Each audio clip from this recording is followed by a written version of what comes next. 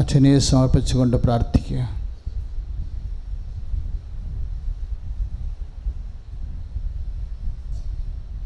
ചില സമയത്ത് കർത്താവിനെ സ്വീകരിക്കാൻ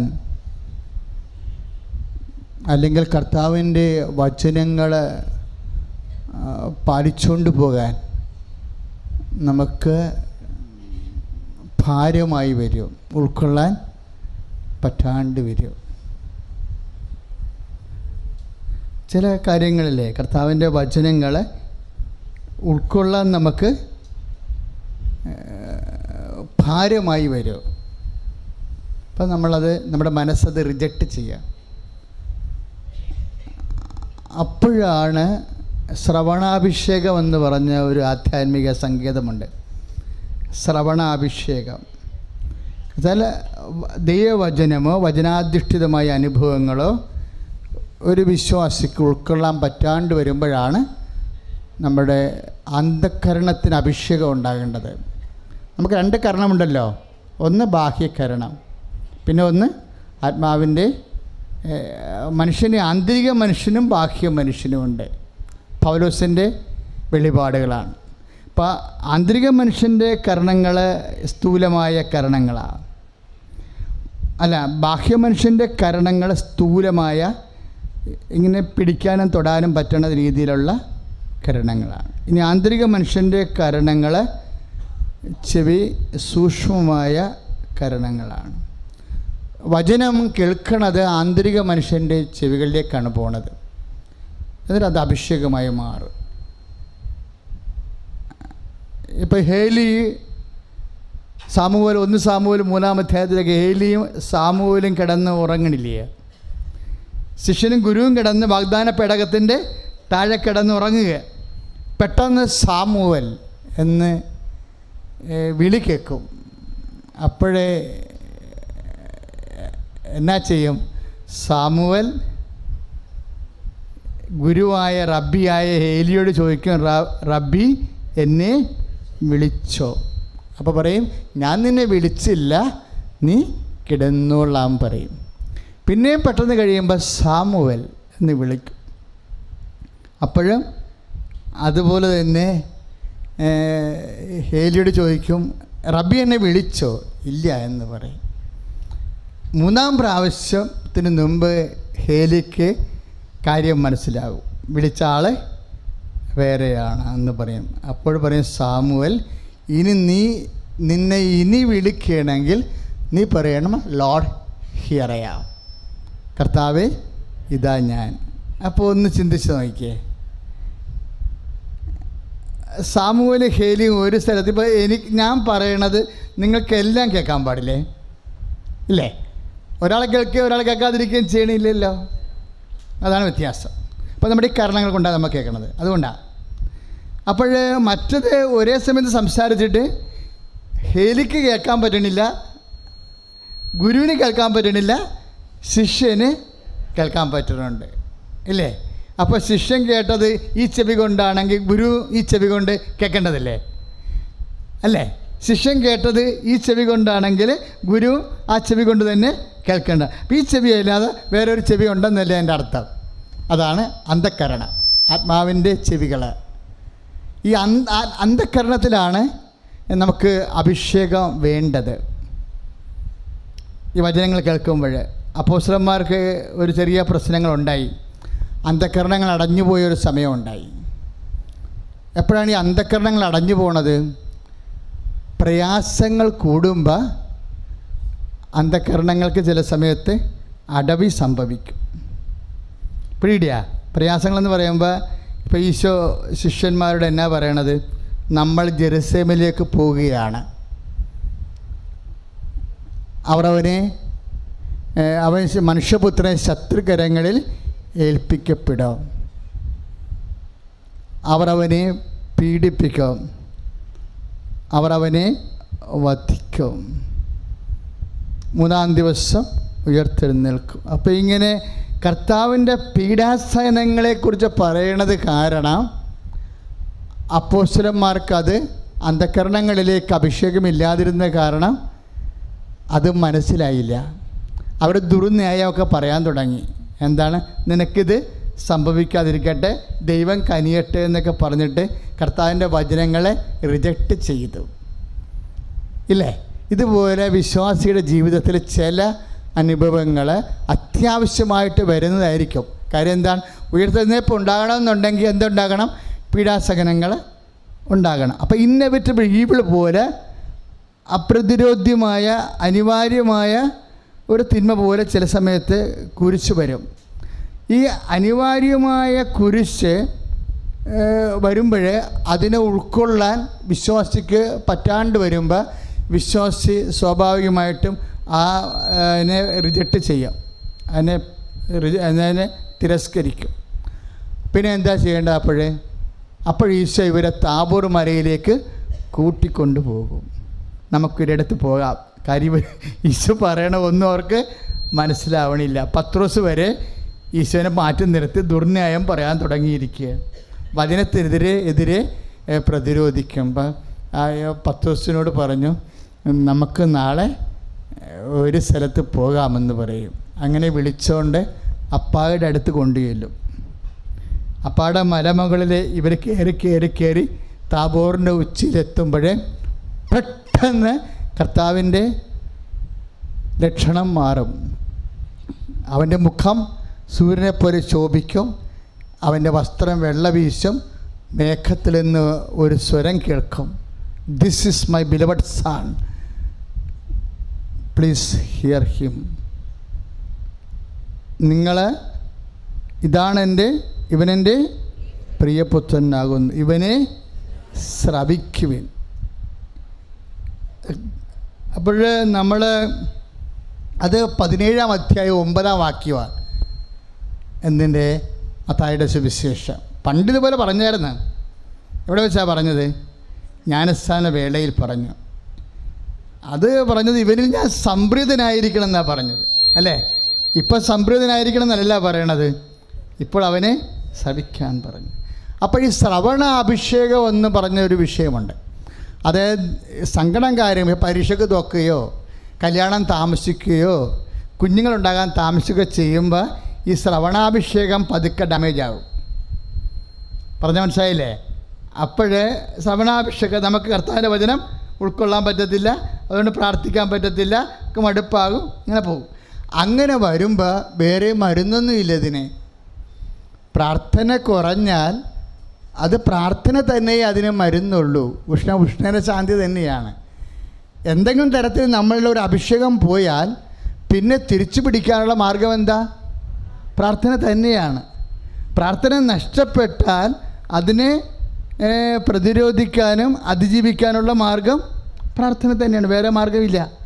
അതുകൊണ്ടാണ് ഈശോ താബോറിലേക്ക് അവരെ കൊണ്ടുവരണം. അപ്പോഴേ പിതാവ് അവർക്ക് ശ്രവണാഭിഷേകം കൊടുക്കും. എന്താണ്? ഇവനെൻ്റെ പ്രിയപുത്രനാകുന്നു, നിങ്ങൾ സംശയിക്കണ്ട, അവനെ ശ്രവിക്കുവിൻ. അപ്പോഴാണ് ശ്രവണാഭിഷേകം കിട്ടണത്. ശ്രുതികട ഹല്ലേലൂയ.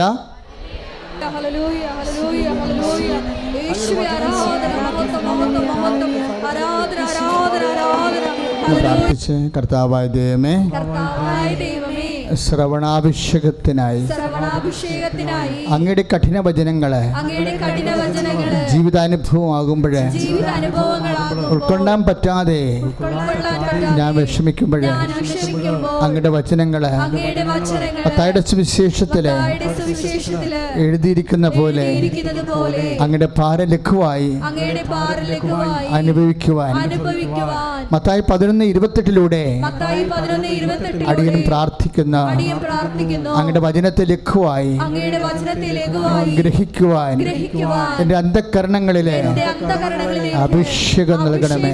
അമ്മേ പരിശുദ്ധമേ, എല്ലാ മാലാഖമാരെ, വിശുദ്ധന്മാരെ, രക്തസാക്ഷികളെ ഞങ്ങൾക്ക് വേണ്ടി മധ്യസ്ഥം വഹിക്കണമേ. സ്തുതിയുടെ hallelujah. Lord Jesus, pour out His Spirit, pour out the Spirit of hearing the word of God. Lord Jesus, കർത്താവേ, അങ്ങയുടെ വചനം അനുസരിക്കുവാൻ ആന്തരികമായ അഭിഷേകം നൽകണമേ. ഹല്ലേലൂയ. സ്തോത്രം, സ്തോത്രം, സ്തോത്രം, സ്തോത്രം. ഹല്ലേലൂയ.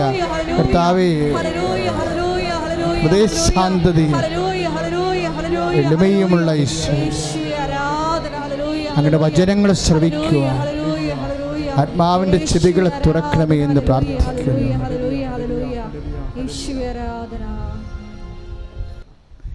എനിക്ക് ഭയങ്കര ഇഷ്ടപ്പെട്ടു കുറേ കാര്യങ്ങളാണ്. ഇപ്പം സ്റ്റെനിയുടെ സാക്ഷ്യത്തിൽ സ്റ്റെനി സാംസൺ, അതാണ് ഇന്ന് ഡയറക്റ്റ് ചോയ്സായിട്ട് പറയണത്. സ്റ്റെനി പറഞ്ഞത് ആ സാമുവലിൻ്റെ പേര് പോലും ബൈബിളിൽ നിന്ന് മനുഷ്യൻ ഇത്രയും ഇപ്പോഴും പഠിക്കാൻ തുടങ്ങിയല്ലേ. സാമുവലിൻ്റെ പേരെന്നായിട്ടാന്ന് പറഞ്ഞാൽ ദൈവത്തോട് ചോദിച്ചു വാങ്ങിയവൻ. എന്താ അർത്ഥമാണ്? സാമുവലിനെ ഇതുപോലെ അന്ന ചോദിച്ചു വാങ്ങിയതാ ദൈവത്തോട്. കർത്താവിൻ്റെ മുമ്പിൽ മക്കളില്ലാതെ വന്നപ്പോഴേ അന്ന വന്ന് പിച്ചും പെയ്യും പറഞ്ഞ പോലെ തോന്നിയപ്പോൾ ഇവൾ വെള്ളമടിച്ചിട്ട് ഒന്ന് സംസാരിക്കണം വിചാരിച്ചുകൊണ്ട് ഹേലി പറഞ്ഞു, നിനക്ക് എന്നാ പറ്റിയെന്ന് പറഞ്ഞ്. അപ്പം എന്നാ പറഞ്ഞ്, ഞാൻ അങ്ങനെ ചെയ്യണ ആളല്ല, എൻ്റെ മനസ്സിന് സഹിക്കാൻ പറ്റണില്ല. എനിക്കൊരു കുഞ്ഞിനെ കർത്താവ് തരികയാണെങ്കിൽ കർത്താവിന് തന്നെ ഞാൻ തന്നേക്കാം, എന്നാലൊരു കുഞ്ഞിനെ കണ്ട് എനിക്ക് മരിക്കണം. നാട്ടുകാരുടെ മുമ്പിൽ എനിക്ക് എന്നെ മച്ചിയാണെന്നൊക്കെ പറഞ്ഞ് എത്ര പേര് ആക്ഷേപിക്കുന്നുണ്ട്. ആൾക്കാരുടെ ആക്ഷേപത്തിൽ നിന്ന് എൻ്റെ മാനം രക്ഷിക്കണം എന്നൊക്കെ വളരെ ലളിതമായിട്ട് ഇവൾ വാഗ്ദാന പേടകത്തിൻ്റെ മുമ്പിൽ പ്രാർത്ഥിക്കും. അതാണ് ആ സാമുവേൽ. അങ്ങനെയാണ് സാമുവേൽ ജനിക്കുന്നത്. ഹന്നയ്ക്ക് സാമുവേൽ ജനിക്കാൻ കാരണം അതാണ് ദൈവത്തോട് ഞാൻ ചോദിച്ചു വാങ്ങിയതാണെന്ന്. അപ്പം നമ്മുടെ സങ്കടങ്ങൾ അവരുടെ ആ പ്രാർത്ഥന സാമുവേലിൻ്റെ പുസ്തകത്തിലുണ്ട്. എന്ത് രസമാണെന്നറിയാവോ? അവിടെ കുറേ കാര്യങ്ങൾ പറയുന്നുണ്ട്. മനുഷ്യന്മാരെന്നെ മച്ചി എന്ന് വിളിച്ചിട്ട് എനിക്ക് സഹിക്കാൻ പറ്റണില്ല. നാട്ടുകാരുടെ മുമ്പിൽ എനിക്കൊന്ന് പെറ്റ് കാണിക്കണമെന്ന് പറഞ്ഞ്, എനിക്കൊന്ന് പെറ്റ് കാണിക്കണം. അന്നത്തെ കാലത്ത് ദൈവശാപം എന്നാണ് പറയണത്. മക്കളില്ല എന്നുണ്ടെങ്കിൽ അന്നത്തെ കാലത്ത് ദൈവശാപം എന്നാണ് പറയണത്. അപ്പം സമൂഹത്തിൻ്റെ ഈ കണ്ണും ഒക്കെ കണ്ട് ആൾക്കാർ ഇവളെ ഇങ്ങനെ തഴഞ്ഞ് കളയണമൊക്കെ ഓർത്തിട്ട് കർത്താവിൻ്റെ മുമ്പിൽ വന്ന് വേദനയോടെ പറയും, ഈ നമ്മൾ തഴയണതൊന്നും നമുക്ക് നാക്കില്ലാഞ്ഞിട്ടാണ് ഈ കുഴപ്പം വരുന്നത്. നമ്മൾ തഴയപ്പെടണത്. നിങ്ങൾ തഴയപ്പെടുന്നുണ്ടെങ്കിൽ കർത്താവിനോട് പറയണം, ഞാൻ തഴയപ്പെടുന്നുണ്ട്, വീടില്ലാത്ത കാരണം ഞാൻ തഴയപ്പെടുന്നുണ്ട്. എൻ്റെ മക്കൾക്ക് ഫീസ് സമയത്ത് കൊടുക്കാൻ പറ്റാത്ത കാരണം ഞാൻ തഴയപ്പെടുന്നുണ്ടെന്ന് പറയണം. എൻ്റെ മക്കളും നാട്ടുകാരുടെ മുമ്പിൽ തഴയപ്പെടുന്നുണ്ടോ? പണ്ട് പൂച്ചക്കണ്ണുള്ള ഒരു പെങ്കൊച്ചുണ്ടായിരുന്നു ബൈബിളിൽ, ലയായും റാഹേലും ഇല്ലേ. അപ്പം ലയ തഴയപ്പെടുന്നതായി കർത്താവ് കണ്ടു എന്ന് ബൈബിളിലൊരു വാക്കുണ്ട്. Praise the Lord, hallelujah. ലയ തഴയപ്പെടുന്നതായി കർത്താവ് കണ്ടു. അപ്പം നിന്നെ തഴഞ്ഞാൽ, വീടില്ലാത്തതിൻ്റെ പേരിൽ, വഴിയില്ലാത്തതിൻ്റെ പേരിൽ, ആരോഗ്യമില്ലാത്തതിൻ്റെ പേരിൽ, സൗന്ദര്യമില്ലാത്തതിൻ്റെ പേരിൽ, പണമില്ലാത്തതിൻ്റെ പേരിൽ, ജോലിയില്ലാത്തതിൻ്റെ പേരിൽ നീ തഴയപ്പെടാൻ നിന്റെ ദൈവം ആഗ്രഹിക്കുന്നില്ല. കൈ അടിച്ച് കർത്താവ്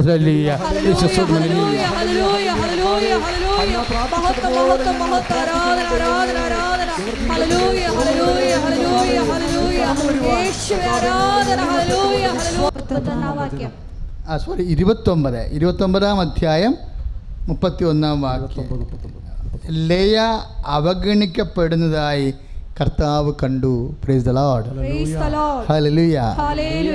ഇത് പറഞ്ഞ ലയ അവഗണിക്കപ്പെടുന്നതായി കർത്താവ് കണ്ടു. അപ്പം നിന്റെ അവഗണനകള് കർത്താവ് കാണും. എന്താ ചെയ്തത്? അവിടുന്ന് അവൾക്ക് ഗർഭധാരണ ശക്തി നൽകി. Price the Lord. എന്ന് പറഞ്ഞ് അവിടുന്ന് അവൾക്ക് ഗർഭധാരണ ശക്തി നൽകി. ഇനി മക്കളില്ലാത്തവർ വയറ്റെ കൈവച്ച് കർത്താവ് നിനക്ക് ശക്തി തരും. ഇനി മക്കളില്ലാത്തവർ വയറ്റത്ത് കൈവെക്കുക, കർത്താവ് നിനക്ക് ഗർഭധാരണ ശക്തി നൽകും. അച്ഛനോട് ചേർന്ന് സ്തുതിക്കട്ടെ. ഹല്ലേലൂയ, യേശുവേ സ്തോത്രം. Hallelujah. Lord Jesus, Lord Jesus, pour out your spirit. Lord Jesus, pour out your spirit. Touch with your fire finger. Soak with the precious blood. Lord, increase your spirit of power and grace.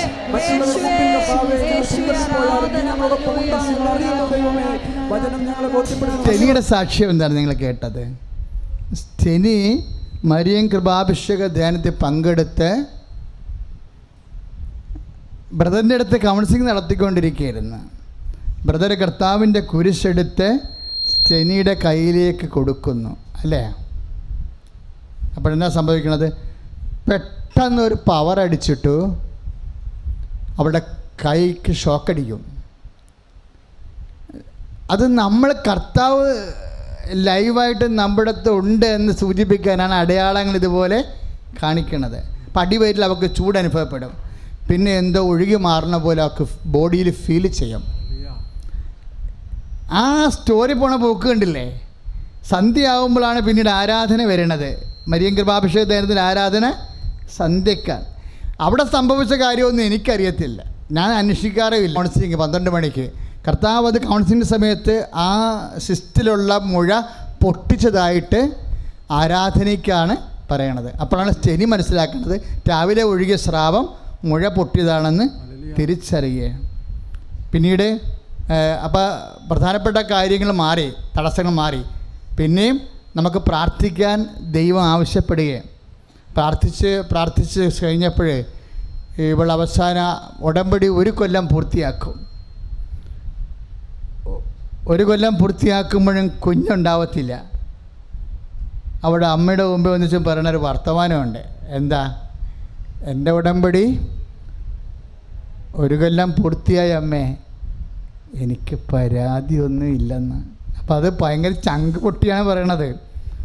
ഒരു വല്ലാത്ത പറച്ചിലാണ് ആ സംഭവം. അതായിരുന്നു ഏറ്റവും അഭിഷേകമുള്ള വാക്ക്. 1 കൊല്ലം പൂർത്തിയായ അമ്മേ,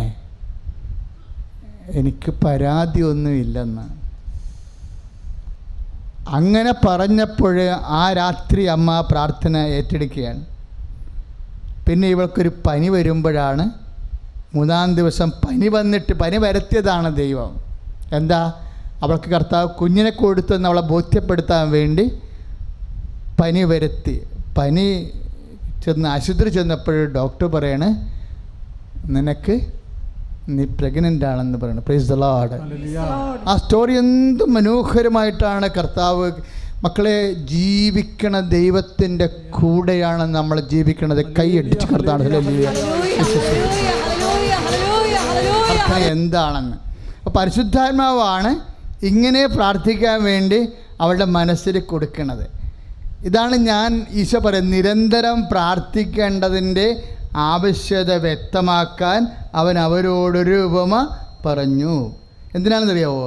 ലൂക്കാ 18:1 എന്താ എഴുതിയിരിക്കുന്നത്? ഒന്ന് പറഞ്ഞ്. നിരന്തരം പ്രാർത്ഥിക്കേണ്ടതിൻ്റെ ആവശ്യകത വ്യക്തമാക്കാൻ അവൻ അവരോടൊരു ഉപമ പറഞ്ഞു. എന്തിനാ നിരന്തരം പ്രാർത്ഥിക്കേണ്ടത്? നിരന്തരം ദൈവതിരുസന്നിധിയിൽ നിൽക്കാൻ വേണ്ടിയാണ്. പ്രാർത്ഥന നമ്മളെ നിരന്തരം ദൈവതിരുസന്നിധി നിൽക്കും. അതിനാണ് നമ്മൾ ശരണം എന്ന് പറയണത്. വിശ്വാസത്തിൻ്റെ പുണ്യത്തിനേക്കാൾ ഒരു പടി കൂടി കൂടുതലാണ്. മക്കളെ, പ്രാർത്ഥനയ്ക്ക് ഉത്തരം താമസിക്കുമ്പോൾ വിശ്വാസത്തിൽ നമ്മൾ ശരണത്തിലേക്ക് കടക്കുകയാണ്.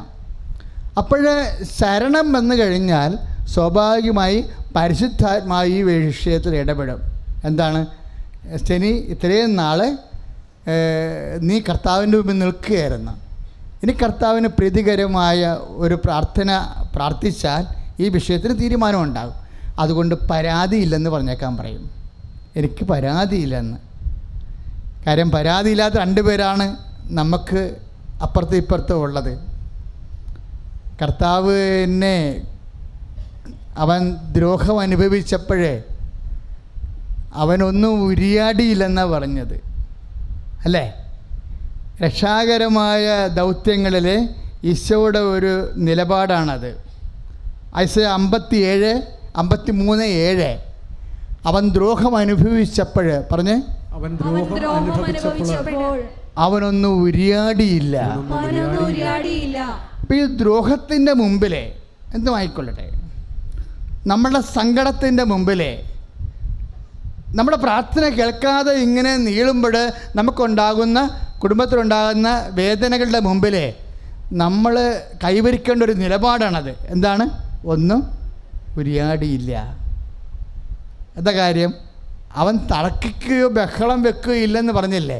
അതിനാണ് കർത്താവിൻ്റെ വചനത്തിൽ എഴുതിയിരിക്കുന്നത്. അവനൊന്നും, അതാണ് സ്റ്റെനി പറഞ്ഞത്. സ്റ്റെനിയോ പറഞ്ഞതല്ല, പരിശുദ്ധാത്മാവ് പറഞ്ഞുകൊടുത്ത രഹസ്യമാണത്. ദൈവരാജ്യത്തിൻ്റെ രഹസ്യങ്ങൾ അറിയാനുള്ള വരം നിങ്ങൾക്കാണ് ലഭിച്ചിരിക്കുന്നത്. കൈയടിച്ച് കർത്താവ്. ഈ ദൈവത്തിൻ്റെ ആത്മാവും നമ്മുടെ ആത്മാവും തമ്മിൽ പ്രാർത്ഥനയിൽ സംയോജിക്കും. അപ്പോഴാണ് ഈ രഹസ്യം കൈമാറുന്നത്. നമ്മുടെ ഈ വാചിക പ്രാർത്ഥനയില്ലേ, ചില കാര്യങ്ങൾ വാചിക പ്രാർത്ഥന കൊണ്ട് നടക്കാതെ വരുമ്പോൾ നമ്മൾ ക്ലാസ്സിക്ക് മാറ്റം ഉണ്ടാക്കിയാൽ മതി. എന്താ കാര്യം? അതായത് കർത്താവ് ഏക ആത്മാവാണെന്ന് എഴുതിയിട്ടുണ്ടല്ലോ കർത്താവിൻ്റെ വചനത്തിൽ. യോഹന്നാൻ 4:24 കർത്താവ് ആത്മാവാകുന്നു. ഇനി കർത്താവിനോടുകൂടെ യോജിക്കുന്നവൻ അവനോടുകൂടെ ഏക ആത്മാവായി തീരുന്നു. അതും വചനമാണ്. 1 കൊരിന്ത്യർ 6:7 വചനം. നമ്മൾ പ്രാർത്ഥനയിൽ കർത്താവുമായി യോജിച്ച് കഴിയുമ്പോൾ അവനുമായി നമ്മൾ ഏകാത്മാവായി തീരുമ്പോൾ ആ ഏകാത്മാവിൽ വെച്ചാണ് രഹസ്യങ്ങളെ കൈമാറ്റം ചെയ്യപ്പെടുന്നത്. അതുകൊണ്ടാണ് ഞങ്ങളാകട്ടെ യേശുക്രിസ്തുവിൻ്റെ മനസ്സ് അറിയുന്നു. 1 കൊരിന്ത്യർ 2:16. അപ്പോൾ യേശുക്രിസ്തുവിൻ്റെ മനസ്സെന്താണ്? പരാതിപ്പെടാതിരിക്കുന്നതാണ് ഈ സമയത്ത് നല്ലതെന്ന്. അതാണ് സ്റ്റെനി പറയണത്. ഒരു കൊല്ലമായി ഉടമ്പടി കഴിഞ്ഞിട്ട് എനിക്ക് പരാതിയൊന്നുമില്ല. ആ സ്റ്റെനിക്ക് മാത്രമല്ല, അമ്മയും ആ ഒരു കാര്യത്തിൽ മിടിക്കുക. കാര്യം ഈശോയെ പോലെ തന്നെ ഞാൻ കൂട്ടി പറയണതാണ്. കാര്യം ചാണാക്കുഴി പെറ്റുകിടന്ന കാലത്ത് ആട്ടിടയന്മാർ പെറ്റതില്ലേ? മാന്യമര്യാദയ്ക്ക് അന്നാവമ്മയുടെ കൂടെ വീട്ടിലെ ഭക്ഷണം കഴിച്ച് സമാധാനത്തിൽ ജീവിച്ചിരുന്ന ആളാണ്. പിടിച്ചിറക്കി കൊണ്ടുപോകുന്നതാണ്. അപ്പം അത് പെറാനായ സമയത്ത് എന്ത് ഒരു 1 കൊരിന്ത്യർ 6:7 തന്നെയാണ് ഈ വചനമുള്ളത്. നിങ്ങൾക്ക് എന്തുകൊണ്ട് ദ്രോഹം ക്ഷമിച്ചുകൂടാ?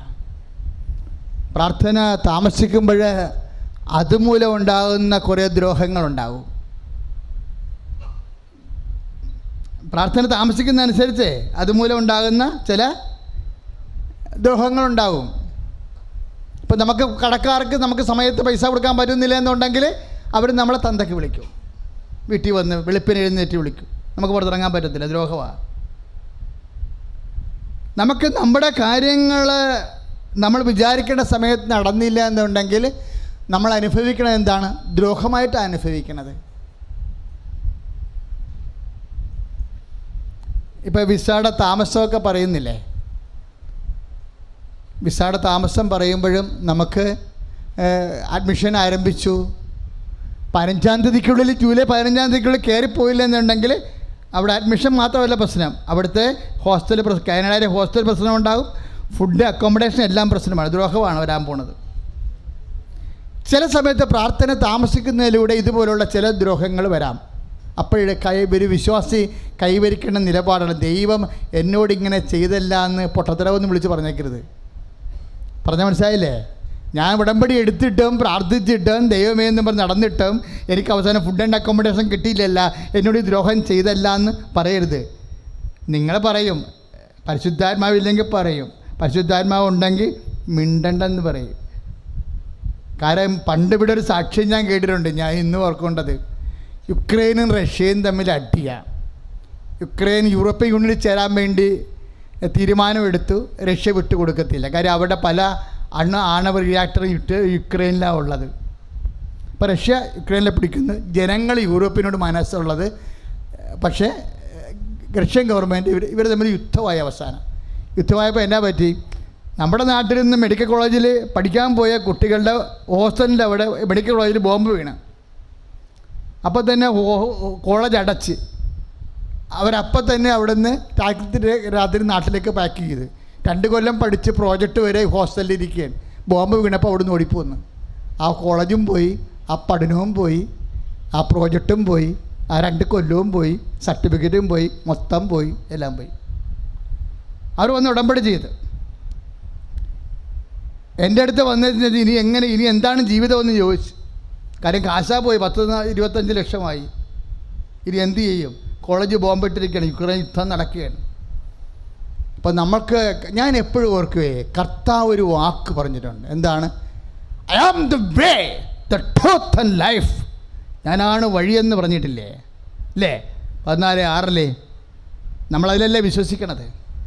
കർത്താവിൻ്റെ വചനത്തിലല്ലേ വിശ്വസിക്കണത്? ഞാൻ പറഞ്ഞ കർത്താവിന് ഈ വിഷയത്തിൽ വഴിയുണ്ടാവും. നീ വെയിറ്റ് ചെയ്യാൻ പറയും. നമ്മളെങ്ങനെ വെയിറ്റ് ചെയ്യും? പ്രാർത്ഥിച്ച് വെയിറ്റ് ചെയ്യും. ഒരു 3 മാസം പ്രാർത്ഥിച്ച്. എല്ലാം നഷ്ടപ്പെട്ട് തെച്ച് കഴുകിപ്പോയ വിഷയമാണേ. 3 മാസം പ്രാർത്ഥിച്ച് കഴിഞ്ഞപ്പോൾ ഒരു പുതിയ ഏജൻറ്റിനെ കിട്ടി എറണാകുളത്തു നിന്നും. അയാൾ വേറെ ഒരു യൂണിവേഴ്സിറ്റിയിൽ അഡ്മിഷൻ വാങ്ങിച്ചു തന്നു. അതിനുവേണ്ടി വന്ന് അനുഗ്രഹം മേടിച്ചുകൊണ്ട് പൈസ ഇല്ല, പൈസ ഇല്ല, അപ്പുറത്ത് പോയിരിക്കുക. പിന്നെ ബന്ധുക്കളെയും സ്വന്തപ്പെട്ട ഒരു സഹോദരനെ കണ്ട് കാര്യങ്ങൾ പറയാൻ അവരുടെ കാശ് വാങ്ങിക്കാൻ വേണ്ടി ഈ സഹോദരി പോകും, കൊച്ചിൻ്റെ അമ്മ പോകും.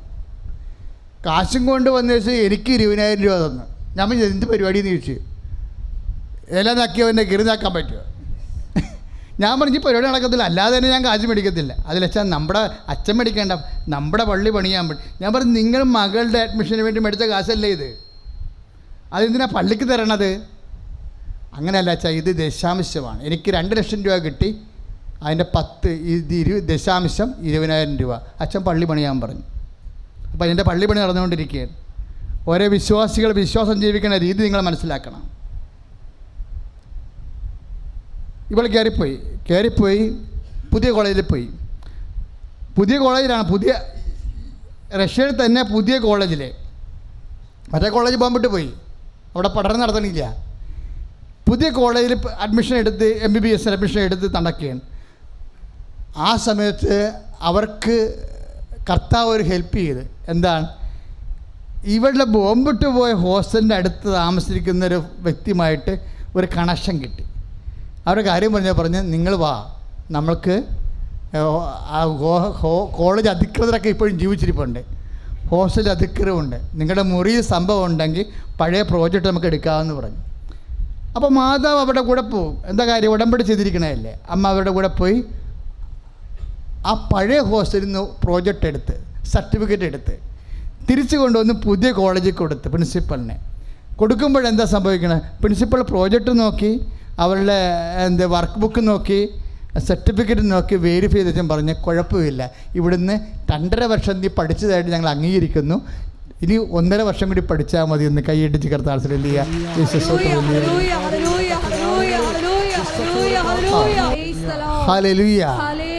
ഇതാണ് കർത്താവ്. അതുകൊണ്ടാണ് ഞാൻ പറയണത്, നിങ്ങൾ എന്തെങ്കിലും കാഷ്വാലിറ്റി ഉണ്ടായാൽ ദൈവതിരുസന്നിധിയിൽ നിന്ന് വിട്ടു പോകരുതെന്ന് പറഞ്ഞതിൻ്റെ കാരണം കർത്താവിൻ്റെ കയ്യിൽ എല്ലാത്തിനും പോകും വഴിയുണ്ട്. തൽക്കാലം നമുക്ക് എന്തെങ്കിലും സംഭവിച്ചെന്ന് പറഞ്ഞുകൊണ്ട് ഇതാണ് ആ ഉടമ്പടി, ഇതാണ് ആ കർത്താവ്, ഇങ്ങനെയാണ് എന്നോട് ചെയ്യേണ്ടതെന്ന് പറഞ്ഞുകൊണ്ട് ഈ അല്പവിശ്വാസിയെ പോലെ പിന്തിരിയരുത്. ശരണത്തോടെ നിൽക്കണം കർത്താവിൻ്റെ കയ്യിൽ. ഇത് നോക്കി, ഇത് സത്യം പറഞ്ഞാൽ ഞാൻ അന്ന് രാത്രി കർത്താവിനെ കണ്ടപ്പോൾ ഞാൻ കണ്ണ് നിറഞ്ഞു പോയി. ഞാൻ പറഞ്ഞു ഇത്രയൊക്കെ ചെയ്യുമെന്ന് ഓർത്തില്ലെന്ന്.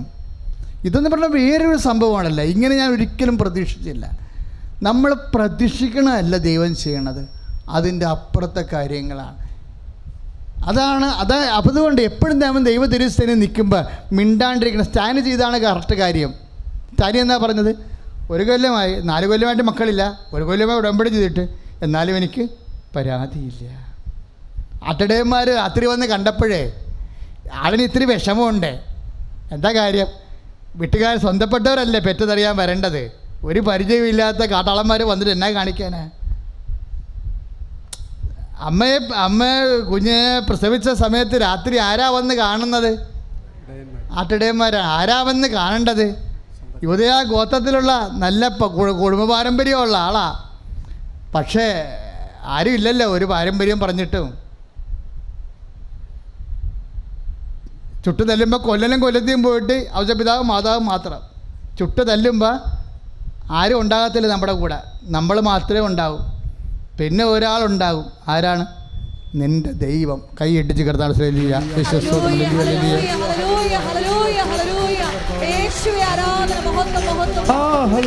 ദിവ്യകാരുണ്യത്തിന്.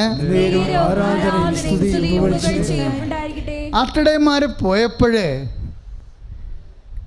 അമ്മ പറയണ വാക്കാണ്. എന്താണ്? യേശുവിൻ്റെ അമ്മ ആ കാഴ്ച കണ്ടിട്ട് ആരോരുമില്ലാതെ അപരിഷ്കൃതരും അപരിചിതരുമായ മനുഷ്യർ വന്ന് നോക്കി നിന്നിട്ട് പോകുമ്പോൾ അമ്മ മനസ്സിൽ ഈശോയോട് പറയണ, അപ്പായോട് പറഞ്ഞ വാക്കാണ്. എന്താണ്? അപ്പാ പരാതിയില്ല, അപ്പാ പരാതിയില്ല എന്ന് പറഞ്ഞില്ലേ? അതിനാണ് പറഞ്ഞിരിക്കുന്നത് യേശുവിൻ്റെ അമ്മ ആരോടും പരാതി പറയാതെ ഹൃദയത്തിൽ സംഗ്രഹിച്ചു.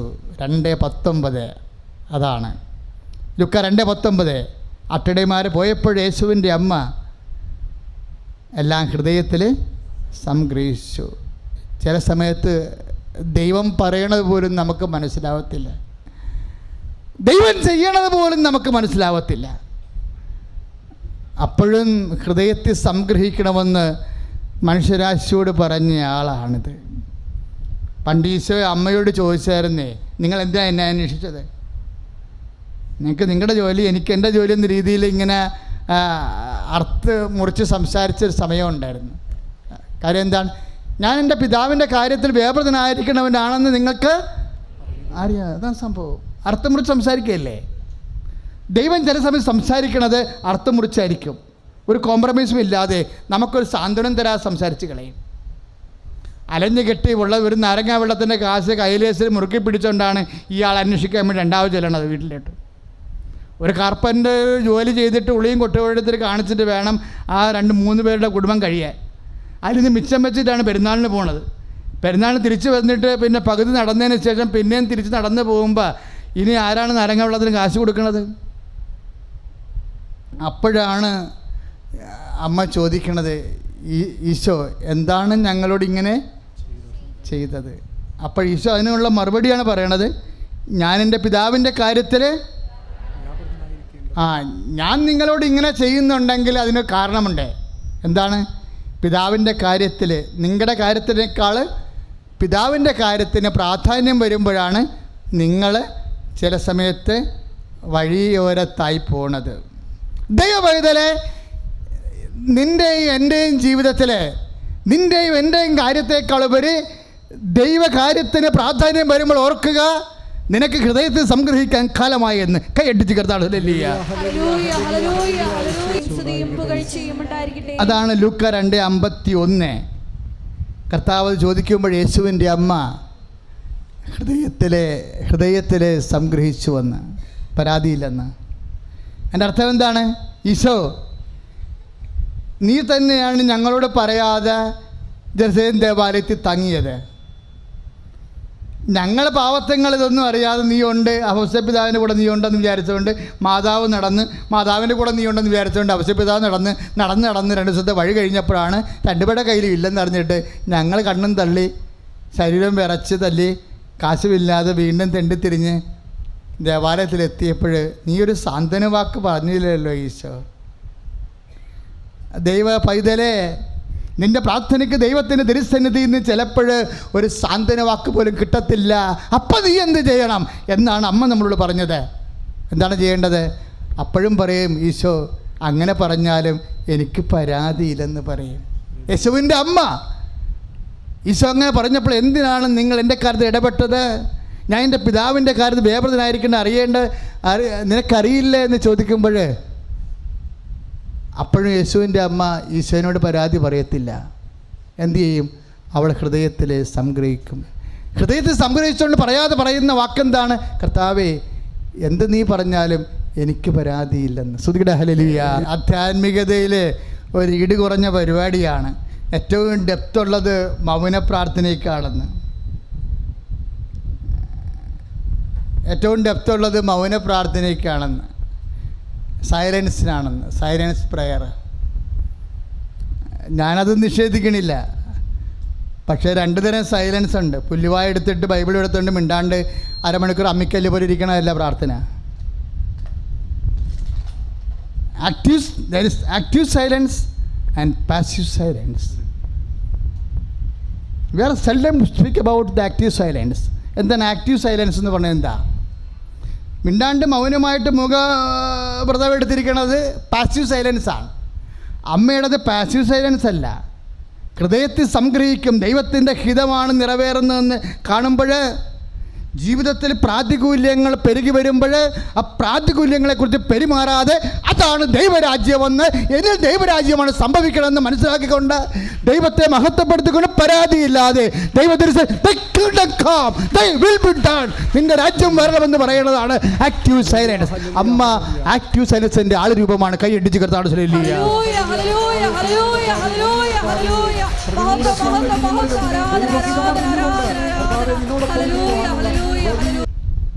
രോഗസൗഖ്യ പ്രാർത്ഥനയുടെ സമയമാണ്.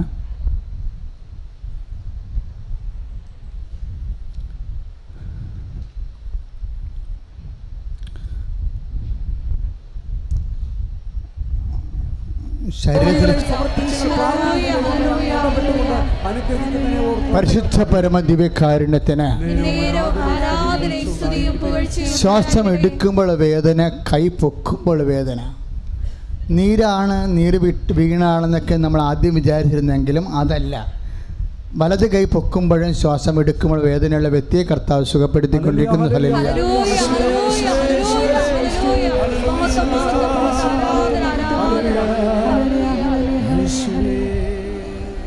വർഷം കഴിയുമ്പോൾ കല്യാണമുള്ളവർ നെഞ്ചത്ത് കൈവച്ചുകൊണ്ട് സ്തുതിക്കട്ടെ. ഹല്ലേലൂയ. കർത്താവായ യേശുമിശിഹാ വിവാഹത്തിന് പണമില്ലാത്തവരെ സമർപ്പിച്ച് പ്രാർത്ഥിക്കുന്ന, വിവാഹത്തിന് കാര്യങ്ങൾ ഒത്തുവരാത്തവരെ, ഭൗതിക സാഹചര്യം പ്രതികൂലമായി നീങ്ങുന്നവരെ സമർപ്പിച്ച് പ്രാർത്ഥിക്കുന്ന കർത്താവിൻ്റെ കരുണ മക്കളുടെ മേൽ ചൊരിയട്ടെ. ഹല്ലേലൂയ. യേശു സ്തോത്രം. Hallelujah. Hallelujah. Hallelujah. Hallelujah. Hallelujah. Yeshu സ്തോത്രം. യേശു സ്തോത്രം. പരിശുദ്ധ പരമ ദിവ്യകാരുണ്യത്തിന് മൂക്കിൻ്റെ ഉള്ളിൽ, അതായത് നമ്മളുടെ കണ്ണിൻ്റെ, ഇടത് കണ്ണിൻ്റെ ഒരു വിരൽ, ജസ്റ്റ് ഒരു വിരൽ വീതിക്ക് താഴെ അകത്ത് ഒരു പാടുണ്ട്. ചൊറി വരുന്ന പോലെ ഇരിക്കുന്ന എന്തോ ഒരു പാടാണ്. ചില സമയത്ത് കൈയൊന്ന് ഇട്ട് നോക്കിയാൽ കൊള്ളാമെന്ന് തോന്നും, പക്ഷെ പറ്റത്തില്ല. അവിടെ വരെ കൈ വിരൽ എത്തത്തുമില്ല. ആ വ്യക്തിയെ കർത്താവ് സുഖപ്പെടുത്തിക്കൊണ്ടിരിക്കുന്നു. ഹല്ലേലൂയ.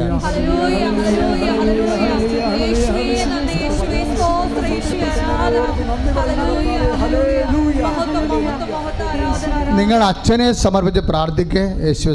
രോഗികളും നടുവേദനക്കാരും അടിവയറ്റിലും നടുവിലും കൈവച്ചുകൊണ്ട് പ്രാർത്ഥിക്കേണ്ടതാണ്. ശ്വാസകോശ രോഗികൾ നെഞ്ചത്ത് കൈവച്ച് പ്രാർത്ഥിക്കേണ്ടതാണ്. അച്ഛൻ പ്രാർത്ഥിക്കുമ്പോൾ എല്ലാ മക്കളും വിശ്വാസപ്രമാണം ചൊല്ലി സ്തുതിച്ചും പ്രാർത്ഥിക്കേണ്ടതാണ്. ലോർഡ് ജീസസ് ക്രൈസ്റ്റ്, കർത്താവേ, അങ്ങയുടെ വിശുദ്ധമായ വലത്ത് കരം കർത്താവേ, കിഡ്നി രോഗികളെ സ്പർശിക്കണമേ കർത്താവേ, കരൾ രോഗികളെ സ്പർശിക്കണമേ കർത്താവേ, ഈശോ സ്പർശിക്കണ കർത്താവേ, ഈശോ നിന്റെ വിശുദ്ധ പൗരോഹിത്യത്തെ കർത്താവേ മഹത്വപ്പെടുത്തണമേ കർത്താവേ, സഭയിലുള്ള സാന്നിധ്യം പ്രകടമാക്കണമേ കർത്താവേ. അമ്മേ, പരിശുദ്ധമ്മേ, ദേവമാതാവേ, ഇപ്പൊ രോഗികളായ മക്കളെ പ്രാർത്ഥിക്കുമ്പോൾ അവർക്ക് വേണ്ടി ഈശോനോട് മധ്യസ്ഥം വഹിക്കണമേ. എൻ്റെ കർത്താവിൻ്റെ ഉന്നതമായ നാമത്തിൽ അസ്ഥി രോഗങ്ങൾ, കരൾ രോഗങ്ങൾ, കിഡ്നി രോഗങ്ങൾ, പങ്ക്രിയാസ് രോഗങ്ങൾ, ഉദര രോഗങ്ങൾ, അൾസർ രോഗങ്ങൾ, PCOD രോഗങ്ങൾ, പുസ്തുല രോഗങ്ങൾ യേശു ക്രിസ്തുവിന്റെ നാമത്തിൽ പരിപൂർണമായി സൗഖ്യം പ്രാപിക്കട്ടെ.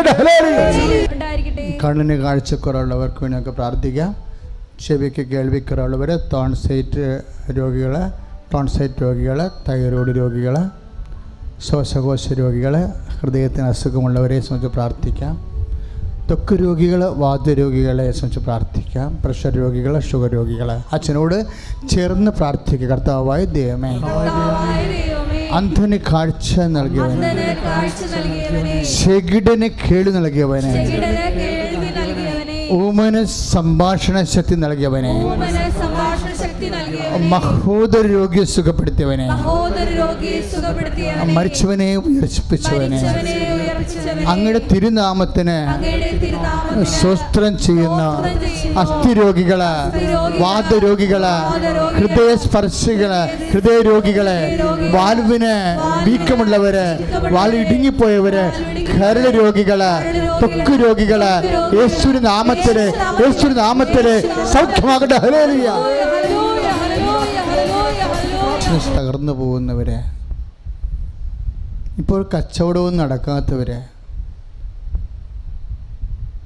അതുകൊണ്ട് വരുമാനം മുട്ടിപ്പോയവർ, വീടില്ലാത്തവർ, വീടില്ലാത്തതിൻ്റെ പേരിൽ അപമാനവും അവഗണനയും ഒക്കെ അച്ഛൻ ആദ്യം പറഞ്ഞ പോലെ ഒറ്റപ്പെടലൊക്കെ അനുഭവിക്കുന്നവർ, സ്ഥലമില്ലാത്തവർ, വഴിയില്ലാത്തവർ. ആ മറിയാമ്മ വിൻസെൻ്റ് സഹോദരിയുടെ സാക്ഷ്യങ്ങൾ കേട്ടില്ലേ? എവിടെയെല്ലാം പ്രശ്നങ്ങൾ ഉണ്ടോ അവിടെയെല്ലാം അവരെ സ്നേഹിച്ച് കൊണ്ടുപോയി ഒപ്പിട്ട് പ്രാർത്ഥിക്കുക. വളരെ സർക്കാസ്റ്റിക്കായിട്ടാണ് ചേച്ചി സാക്ഷ്യം അവതരിപ്പിച്ചത്, വളരെ ഹൃദ്യമായിട്ടുണ്ട്. പക്ഷെ അതല്ല, അവർ ഓരോ വിഷയങ്ങളെ കൈകാര്യം ചെയ്യുന്ന പോസിറ്റീവായിട്ട് കാണുന്ന സുവിശേഷത്തിൻ്റെ ഒരു അരൂപിയിലാണ് ആ വിഷയമെല്ലാം ചെയ്യണത്.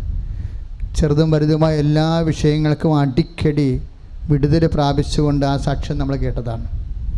അച്ഛനോട് ചേർന്ന് പ്രാർത്ഥിക്കുക. കർത്താവായ ദൈവമേ, വീടില്ലാത്തവര്, സ്ഥലമില്ലാത്തവര്, കർത്താവേ, വെള്ളമില്ലാത്തവര്, പലതരത്തിലുള്ള ഭൗതികമായ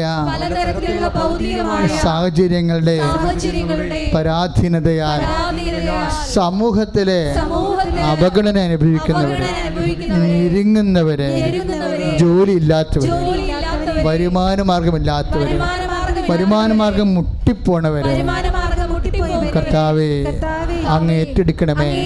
വിദ്യാഭ്യാസവും മറ്റു കാര്യങ്ങളും ഒരു നീക്കിപ്പോക്കില്ലാത്തവരെ, കുടുങ്ങിപ്പോയവരെ, എന്ത് ചെയ്യണമെന്നറിയാതെ ജീവിതത്തിൻ്റെ മുന്നിലെ കണ്ണീരോടെ പകച്ചു നിൽക്കുന്നവരെ, കർത്താവേ കാരുണ്യം ചൊരിയണമേ. എല്ലാം പുതുതായി തുടങ്ങാൻ പ്രത്യാശയുടെ ദൈവകരുണ ആഞ്ഞു വീശട്ടെ. ഹല്ലേലൂയ.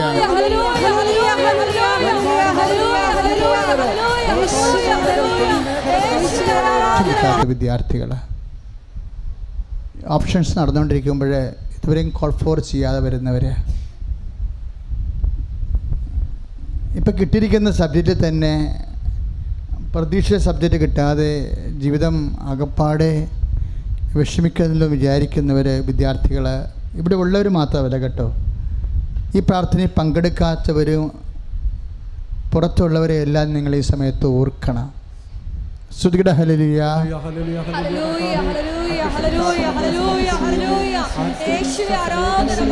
കർത്താവേ, നാനാജാതി മതസ്ഥരായ എല്ലാ മക്കളും, വേദന അനുഭവിക്കുന്നവരെ, രോഗപീഡിതരെ, കർത്താവെ വിദ്യാഭ്യാസ മേഖലകളിൽ ആരും സഹായമില്ലാത്തവരെ എല്ലാവരും, കർത്താവെ ഞങ്ങളെല്ലാം അവർക്ക് വേണ്ടി പ്രാർത്ഥിക്കുന്നു.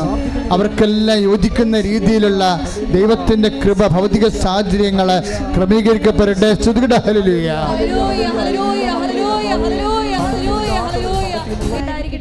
നേർച്ച വസ്തുക്കൾ കയ്യിലെടുക്കുക. എന്തെങ്കിലും അച്ഛൻ നിങ്ങളുടെ കാര്യങ്ങൾ പ്രാർത്ഥനയിൽ അനുസ്മരിക്കാൻ വിട്ടുപോയെങ്കിൽ എൻ്റെ മക്കൾ ഇപ്പോഴത് ഓർക്കുക. തീർച്ചയായിട്ടും ഈ മണ്ണിൽ നിന്ന് ഇറങ്ങണ മുമ്പ് കർത്താവ് നിങ്ങളെ അനുഗ്രഹിക്കും. എന്തെങ്കിലും അച്ഛൻ നിങ്ങളുടെ വിഷയങ്ങൾ വിട്ടുപോയിട്ടാണെങ്കിൽ തോന്നിയിരുന്നെങ്കിൽ, എൻ്റെ കാര്യം അച്ഛൻ പ്രാർത്ഥനയിൽ പറഞ്ഞില്ലല്ല എന്ന് ആർക്കെങ്കിലും സങ്കടമുണ്ടെങ്കിൽ ഇപ്പോഴത് ഓർക്കുക. മൗനമായിട്ട് കൈകൾ കൂപ്പിയൊന്ന് ഓർക്കണം.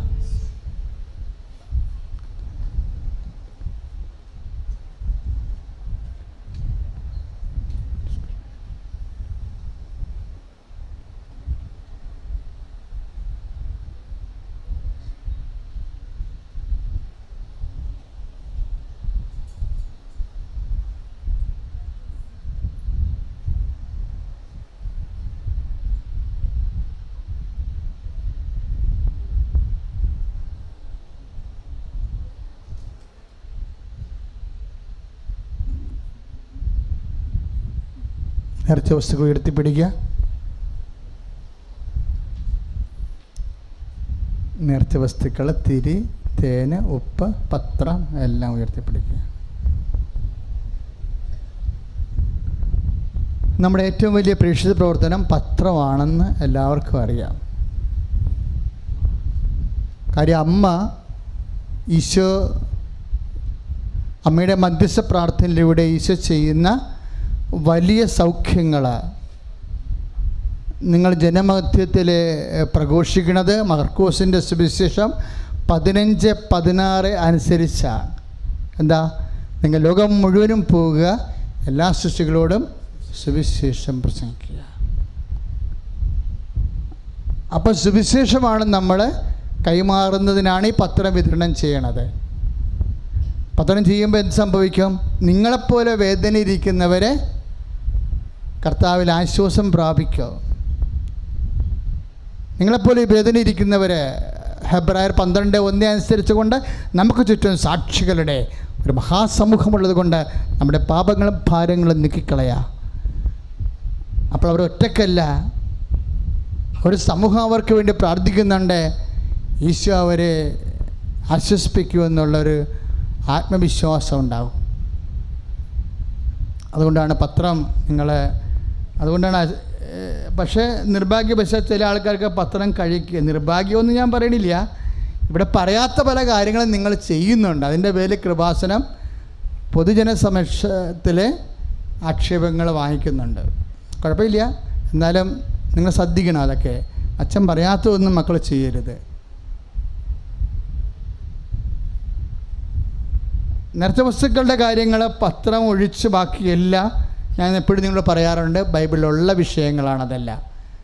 അതെല്ലാം പൗരോഹിത്യ വിധിപ്രകാരം ആശ്രയിച്ച് നൽകുന്നത് കൊണ്ടാണ്. ഉടമ്പടി തൈലത്തിനും ബാക്കിയുള്ളത് നിങ്ങളും അമ്മയും തമ്മിലുള്ള വിഷയമാണ്. ബാക്കിയുള്ള എല്ലാ വിഷയങ്ങളും കൃപാസനം ഒഫീഷ്യലായിട്ട് നൽകുന്ന നേർച്ച വസ്തുക്കളാണ്. ഉപ്പ്, ഉടമ്പടി ഓയില്, വെഞ്ചരിച്ച ഉടമ്പടി ഓയില്, കാശ്രൂപം, അതെല്ലാം വിശുദ്ധ ഗ്രന്ഥത്തിൽ നിന്ന് എടുത്തിട്ടുള്ള സഭയുടെ വിശുദ്ധ പാരമ്പര്യത്തിൻ്റെ ഭാഗമായി പൗരോഹിത്യ വിധിപ്രകാരം വെഞ്ചരിച്ച് നൽകുന്നതാണ്. അതാണ് അതിനൊക്കെ അത്രയും ഫലം വരണത്.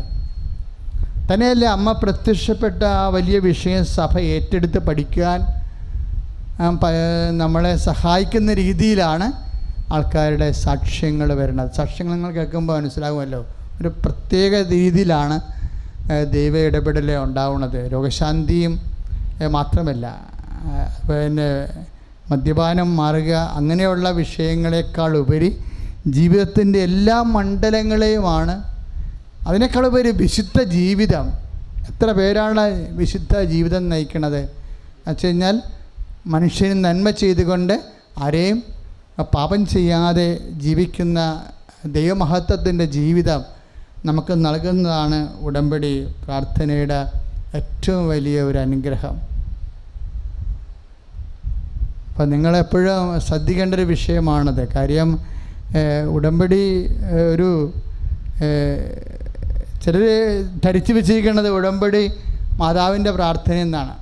മാതാവിൻ്റെ നൊവേനയൊക്കെ ഉണ്ട്, അതുപോലൊന്നുമല്ല ഇത് മാതാവിൻ്റെ പ്രാർത്ഥനയല്ല. മാതാവിൻ്റെ മധ്യസ്ഥയാണ്. KCBCയുടെ theological commission chairman bishop doctor Varghese Chakkarakkal പിതാവാണ് ഉടമ്പടി പുസ്തകം അവസാനമായി പരിശോധിച്ചത്. ഞാൻ എൻ്റെ രൂപതാധ്യക്ഷന് കൈമാറി, വലിയ പിതാവ് കൊച്ചുപിതാവിന് കൈമാറി, കൊച്ചുപിതാവുമായിട്ട് ഈ ഉടമ്പടി പുസ്തകം 2.5 മണിക്കൂർ ഡിസ്കഷൻ ചെയ്ത് പിതാവ് അതിൻ്റെ ആവശ്യമായ കറക്ഷൻസൊക്കെ തരുന്നതിന് ശേഷമാണ് ഞാൻ KCBC തിയോളജിക്കൽ കമ്മീഷൻ്റെ ചെയർമാന് പുസ്തകം കൈമാറിയത്. അദ്ദേഹം ഇത് പഠിച്ചിട്ട് 6 പേജുള്ള നോട്ട് എഴുതി തന്നിട്ടുണ്ട്, ഒപ്പിട്ടിട്ട്. KCBC തിയോളജിക്കൽ കമ്മീഷൻ എന്ന് പറഞ്ഞാൽ അതിൻ്റെ അകത്ത് എഴുതിയിരിക്കുന്നത് എന്താണെന്ന് അറിയാമോ? ഉടമ്പടി ഒരു ദൈവ കേന്ദ്രീകൃത പ്രാർത്ഥനയാണ്. ഉടമ്പടി ഒരു ക്രിസ്തു കേന്ദ്രീകൃത പ്രാർത്ഥനയാണ്. ഉടമ്പടി ഒരു പരിശുദ്ധാത്മാ കേന്ദ്രീകൃത പ്രാർത്ഥനയാണ്. Price the Lord, hallelujah. അതിനെ അമ്മ മധ്യസ്ഥമാണ് വഹിക്കുന്നത്.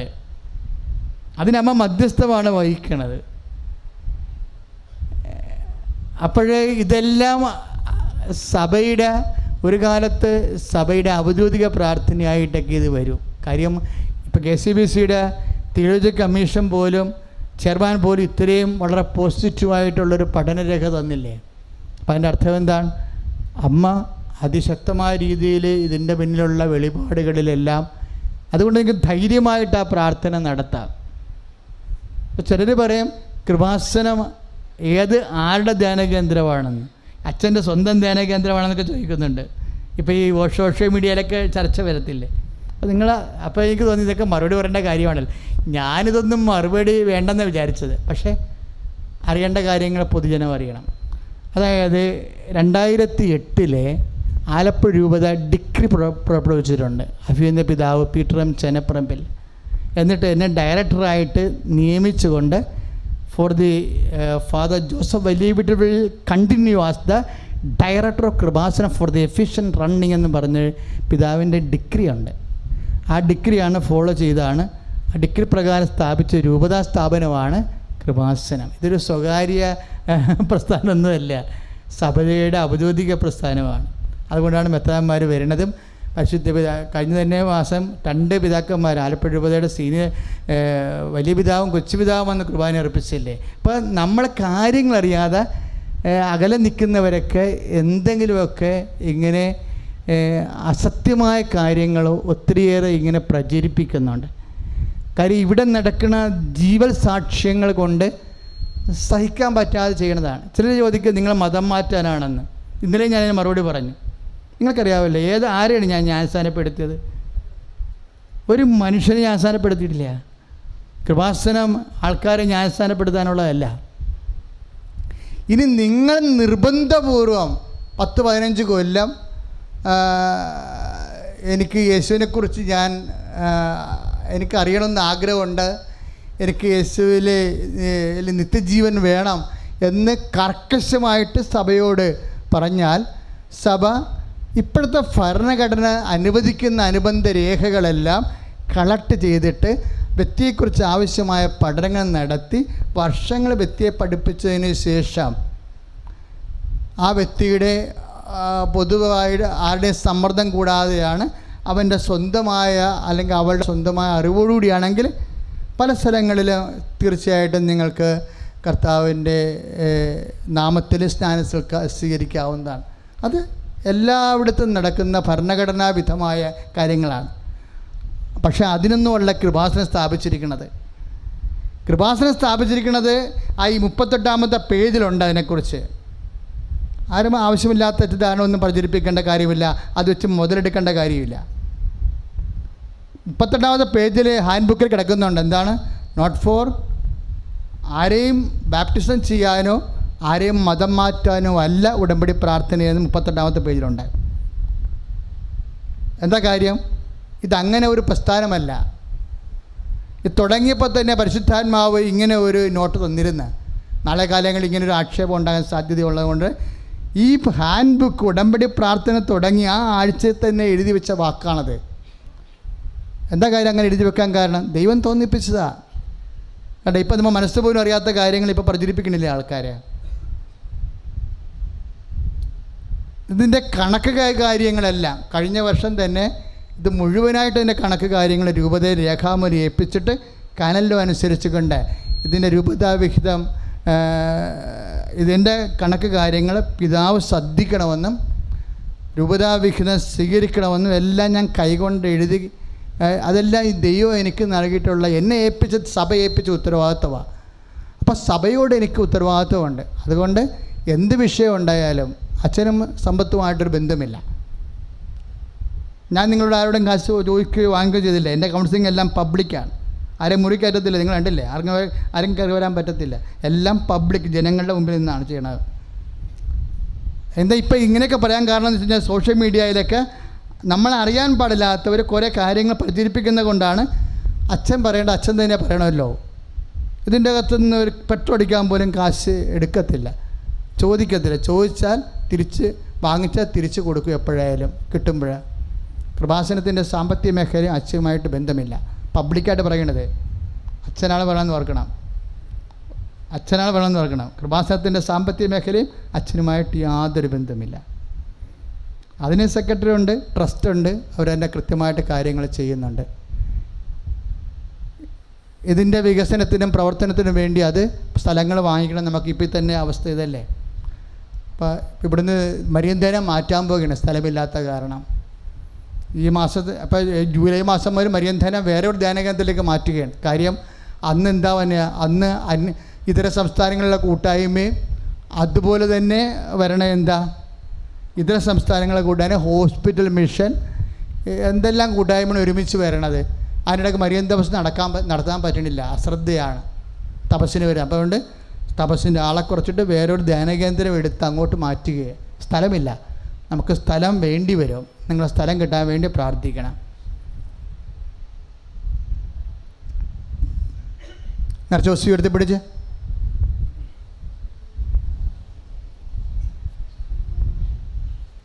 വിശ്വാസപ്രമാണം ചെയ്യിക്കട്ടെ. Lord Jesus Christ, Lord Jesus Christ, pour out His Spirit. The fire finger soak with the precious blood. I cast disease and would cast it from you. By God the Father Almighty, who made heaven and earth in the country, let the divisive power, divisive regions, Satan's attacks and machinations be dispelled unto far from you. Let me bless Him, bringing health in body and peace and harmony in the family. And with the authority of the Catholic Church, with the power of Jesus Christ, with the merits of Holy Priesthood, I bless and hallow these legs. നിറച്ച വസ്തുവരുത്തി പിടിച്ചുകൊണ്ട് വീണ്ടും ദിവ്യകൃപാന ആശീർവാദം സ്വീകരിക്കുക. ബാക്കി അറിയിപ്പുകൾ brother പറയുന്നതായിരിക്കും. നിങ്ങൾ 2 ധ്യാനമാണ്, ഒരു ധ്യാനമാണ് ഇവിടെ വന്ന് കൂടേണ്ടത്. തിങ്കൾ ചൊവ്വയാണ് നമുക്ക് ഉടമ്പടി ഉപവാസ ധ്യാനമുള്ളത്, ഉടമ്പടി എടുത്തവർക്ക് വേണ്ടിയുള്ള. മറ്റു ദിവസങ്ങളിൽ ബുധൻ, വ്യാഴം, വെള്ളി, ശനി, ഞായർ, അത്രയും ദിവസങ്ങളിൽ പുതുതായിട്ട് ഉടമ്പടി ചെയ്യാനുള്ളവർക്ക് ഉടമ്പടി ചെയ്യാനുള്ള അവസരവും അതുപോലെ തന്നെ ഉടമ്പടി പുതുക്കാനുള്ള അവസരവുമാണ്.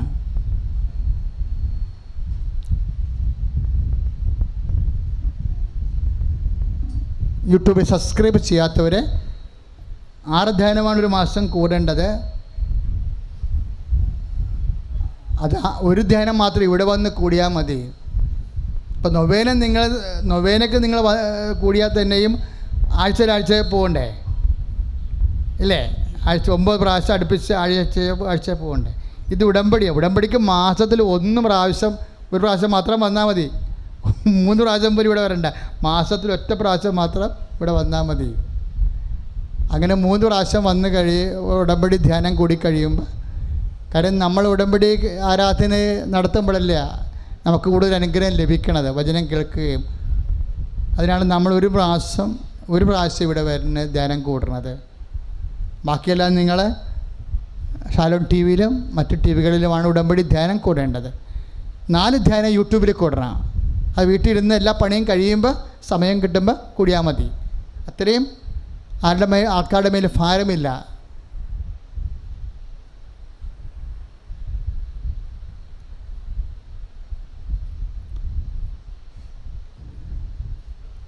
യൂട്യൂബ് സബ്സ്ക്രൈബ് ചെയ്യാത്തവരെ പത്രം നോക്കിയിട്ട് ഇന്ന് തന്നെ സബ്സ്ക്രൈബ് ചെയ്യേണ്ടതാണ്.